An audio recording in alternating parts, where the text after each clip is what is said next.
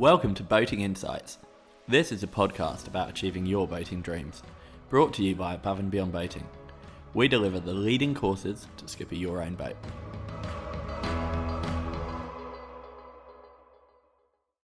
Hi there, welcome back to Boating Insights. My name's Neil Driscoll, and for this episode I'm looking at the beginning or the first year of boat ownership, be it the first year of owning a boat that's new to you, or you're the very beginning of the journey.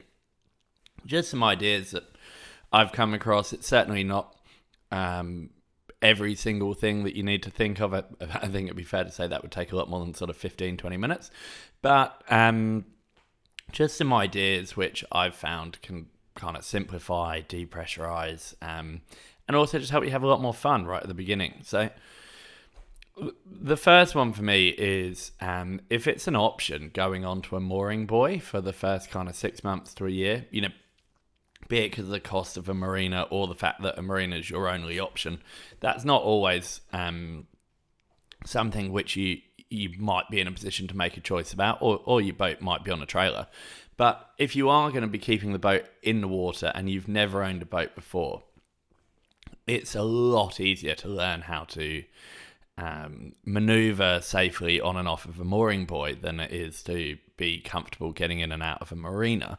And so that can be a really, really nice place for you to start and avoid some of the anxiety and stress that might come from windy afternoons trying to get home when you're sort of first getting to grips with the boat. And over the years, the number of people I've worked with who have done both, they've all learned, as in when I say done both, just to be clear, so either they've started on a mooring and then maybe gone into a marina later, or started in a marina. But I can tell you without a doubt that the people who started on a mooring buoy had a much more enjoyable first year than the people that started in a marina. And it just meant, very quickly they'd get to grips within a couple of trips of the kind of procedure for getting on and off of the mooring buoy, and then it was all pretty straightforward. Whereas most of the first year, you're probably still really getting comfortable getting in and out of a marina. And I suppose the reality is, yes, you could say you've got to learn those skills, unquestionably. I'm in training and, spent hours and hours of my life teaching those skills, but just whether you have to learn them straight away. You could just be on a mooring buoy and get comfortable getting in and out of a fuel wharf for pump outs, water refills, cleaning, etc. And then maybe look at kind of progressing your skills a bit further down the line when you've kind of got a year under your belt. The next idea, sort of following the mooring theme, is mooring lines. Usually when I've kind of got onto a boat or spoken to someone and they've taken ownership, the boat has not normally been that well set up with good usable mooring lines. Just some purpose length, suitable length for the boat, roughly speaking, bow and stern line, something that's maybe around 8 to 10 meters. Spring lines, maybe something that's double that, possibly with a loop in the end to make it easy to get on and off. A nice, really good conditioned rope that's really easy to work with, and obviously no strength issues. Kind of goes hand in hand with good fendering as well, but particularly the mooring lines. When I was still on the water and going and doing a lot of lessons on people's boats, often one of the major issues was they were just trying to use lines that were completely inappropriate, like too heavy or really hard to handle or way too long. And when you're trying to learn a skill like getting a boat into a marina and securing it safely, a couple of $100 on really, really good, easy to use, strong ropes will help you immensely.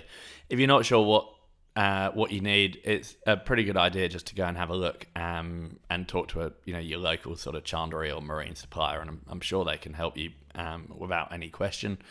And especially if you're in a marina where you're using fixed mooring lines, we cover this in lots of courses, even our free parking masterclass if you've watched that. But basically, if you've got fixed mooring lines, you should still be coming in and securing the boat using your own mooring lines and then transferring to the fixed one. So just making sure that you're kind of really well set up to make your life easy is a great investment, and I promise you at some point in the journey you'll end up doing this, so you may as well do it earlier while you're less experienced and less familiar with the boat, and get more life out of the lines. The next one kind of goes without saying, but get some training.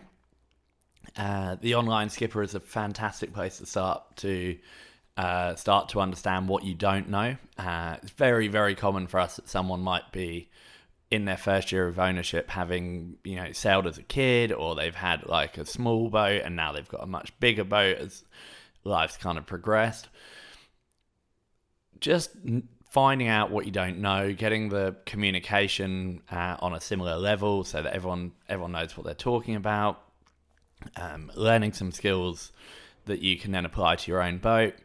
Really, really, invaluable opportunity. Obviously, you can sit practical courses or get people on board and all those sorts of things as well, but keep it really simple. Enroll in an online skipper course, even if you haven't got the boat, then before you get the boat, so that you kind of go in with your eyes open, and it's impossible to narrow down which part of your boating life will be better. It would just all be exponentially much better as a result of having gone through that course and implemented the learnings. Carrying on that theme, something that we cover extensively in Unit 3 of the Online Skipper course and link out to our free logbook platform for the boat maintenance and skill management, is try and understand the maintenance that's coming up. Now, I'm not specifically looking at you necessarily having to get on the tools at this point and do everything, but maybe over a 3-year period, just try and schedule it out and understand, depending on the boat, would depend on what you need to look at, and this is all covered in the course, but just get a handle on it.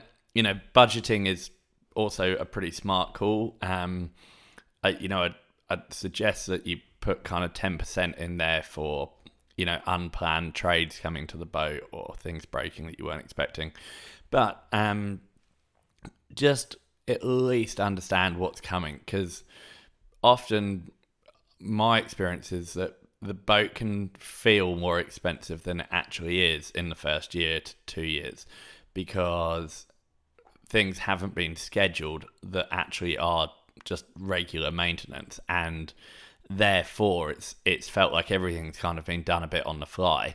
And aside from unbudgeted expenditure's always going to feel expensive, but the other side of that is if you're not planning, you can often miss a trick. So it might have been that you have a mechanic on board and you were only a month out from the regular service anyway, or you end up lifting for one job, but actually there were 4 coming up. It's usually self-explanatory, but it's easy to assume at the beginning of your ownership journey that when you go to a trade that they'll kind of just be on top of this for you and tell you what's coming.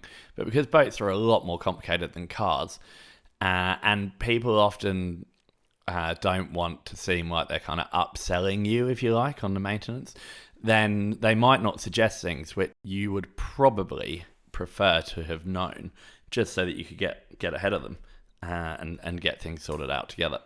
Moving on from the sort of the expensive and the hard bits, another thing I just wanted to kind of highlight is just be happy if you're using the boat.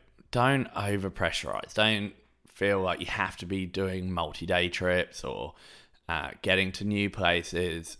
Even if you're just getting out and having very simple days out and having fun and staying safe and building confidence, that's awesome.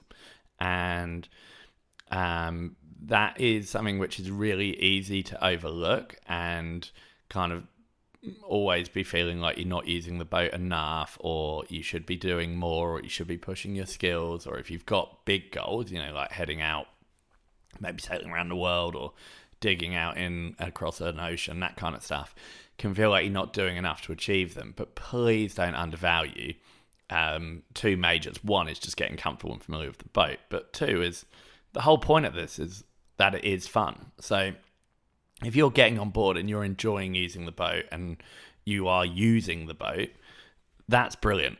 and well done. The last and final thing I wanted to say is try and avoid